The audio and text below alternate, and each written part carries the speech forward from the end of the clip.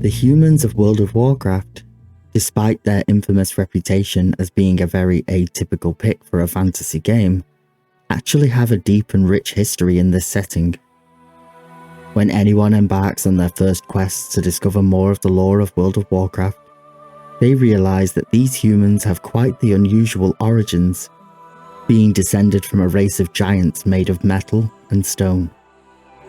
They have the best of both worlds. They get the relatable and connected race, with just enough spice to mix it up and keep it from becoming stale. As one of World of Warcraft's two iconic races dating right back to orcs versus humans, it comes as no surprise that we have had some of the most beloved characters of all time be human. Well, they at least started that way.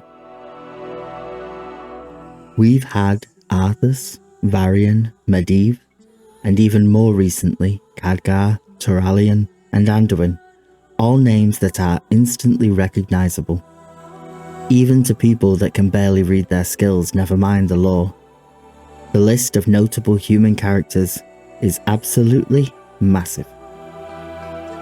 The consequence of this, the amount of narrative time the humans have received is equally as enormous.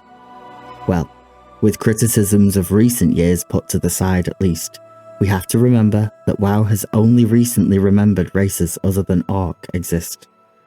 But on the whole, the world building around humans is monumental. So, picture this: lore aficionados, feeling comfortable in the knowledge that most of the humans' major story beats from history are nice and catalogued. And then Blizzard announces live on stage who the denizens of the third zone in the War Within was. Humans. But not just any humans, these are the Arathi.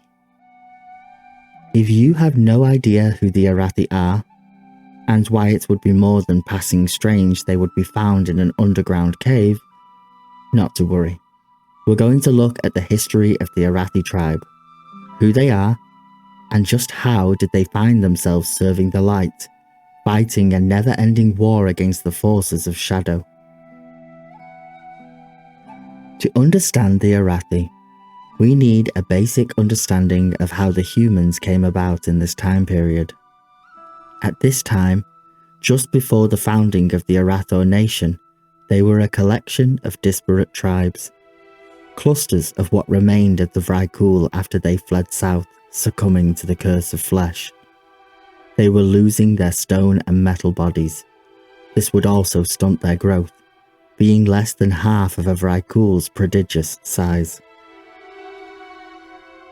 The sundering of the world after the War of the Ancients probably hastened the loss of racial memory that followed. The human tribes after a time seemed to forget their Vrykul forebears. That is, with the exception of Tyr.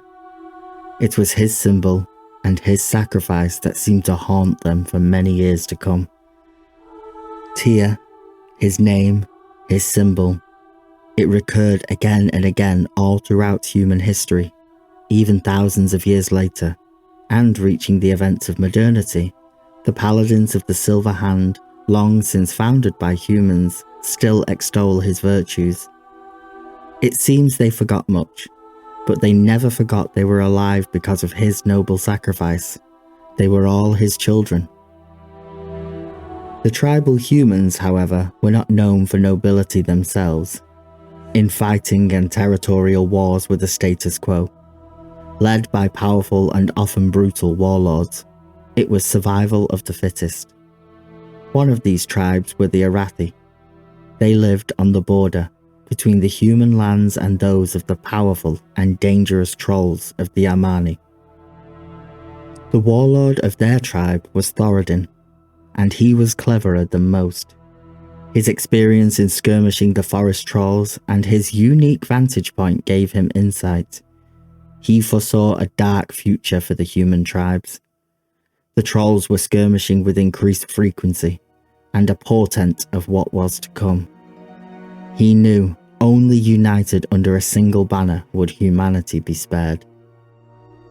It was then that he began a tactical campaign of expansion. winning military victories, ensuring key political marriages, and making as many deals as he could. Each time a new tribe was brought to heel, he did not enslave, he instead offered equality, the chance to forge a better life for themselves and others.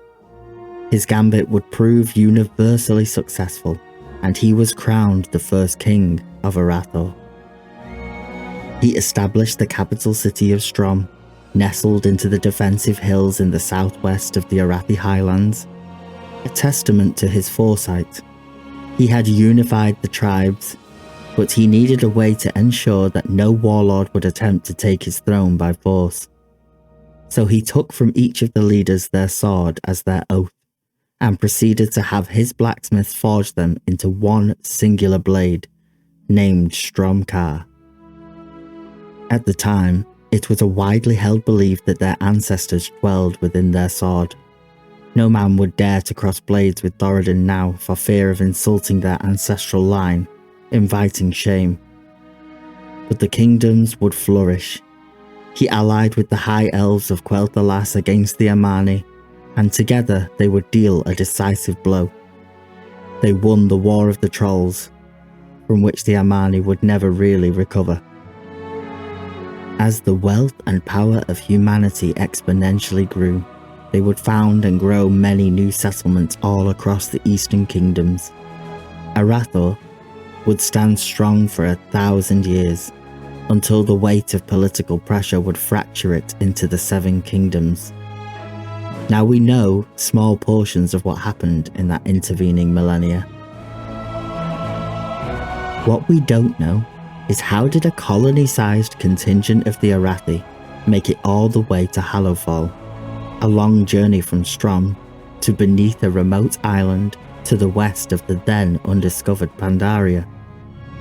I must concede that the human spirit was strong. They often travelled far and wide and would discover much of their world. The Kultiran history speaks to this with their command of the oceans. But something doesn't feel right. To settle in hostile territory so far from the safety of your homeland? Instead, I find it far more likely they were led there. The images that Blizzard released of Hallowfall, as well as the videos featuring the zone at BlizzCon, show clear telltale signs of one of the other faction's influences. One that should be instantly recognisable to any long-time player of World of Warcraft. That is the Naaru, with their influence not exactly being subtle here. The huge crystal within Hallowfall, the one that acts as a pseudo-sun, is absolutely Naaru in origin. It has their appearance, replete with the same geometric glyphs contained within its facets, and it even behaves like one. The turning to the void is something we have seen numerous Naaru succumb to, likely a part of its base nature, as Xal'atath herself told us in Legion. Hallowfall may be the key to understanding some of the oldest mysteries. No sooner had the Troll Wars ended when a select few began to have strange dreams and visions of the light. It is said they communed with 5 Naaru in all. Although they would not know it at first, here they would learn the ways of the light. This was the founding of the Church of the Holy Light. These first humans that learned these ways were the first priests, and these teachings would later go on to help found the first paladins. Now, what if these Naaru did not reach out from the great dark beyond, but somewhere much, much closer to home? Is it so inconceivable that the light had reached out to these humans, ones they saw so much potential in? It is not seeming so coincidental that these visions began right after the humans displayed selflessness and sacrifice from the General Lordain during the Troll Wars. His sacrifice being so important, they named the region of Lordaeron after him much later. Did these Naaru take the most devout and faithful and draw them to themselves, to build an army of the light in order to combat the void that swelled in the darkness of those caves? It would seem likely. However, we should be careful. The light has its own motivations and designs, and we may not like them. As usual, there are still a lot of questions to be answered. When did the crystal come to Azeroth? Is it a ship? Or is this something new? Is this related to the yet unexplained anomalies found in Pandaren myth? The one involving fires from the sky? Or is this the sun worship that exists in Uldum, setting them apart from all other known Titan creations? I guess we will be getting answers soon enough. For now, however, I will be falling down the rabbit hole on this one. I'm actually working on a video that may just answer the mysteries of Uldum and the Pandaren and explain all of these connections. But of all the zones, this is my most anticipated one. What about you all? How about you tell me in the comments or on the Discord? And if you could drop a like and subscribe if you enjoyed any of this, it would really help us grow. Oh, and don't forget to come back. Anytime.